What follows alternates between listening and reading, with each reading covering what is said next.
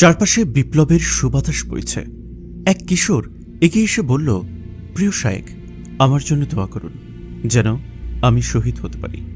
শায়েক কোমল দৃষ্টিতে তার দিকে তাকালেন, তারপর শান্ত দৃঢ় কণ্ঠে বললেন, না, প্রথমেই বড় হও, অনেক বেশি পড়াশোনা করো, জ্ঞান অর্জন করো, নিজেকে এমনভাবে গড়ে তোলো যাতে তুমি ইসলামের কল্যাণে বড় ভূমিকা রাখতে পারো। ৮০-৯০ বছর পর্যন্ত বাঁচো, উম্মার সেবা করো, তারপর যদি আল্লাহ চান শহীদ, তবেই শহীদ হও। এই উত্তরে ছিল একটি গভীর বার্তা।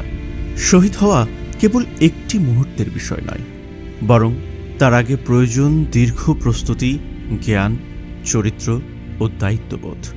ত্যাগের স্বপ্ন দেখার আগে নিজেকে গড়ে তোলাই প্রকৃত জিহাদ। আজ আকাশ ভারী, বাতাসে যেন এক নিঃশব্দ শোকের সুর। আজ আয়াতুল্লাহ খামি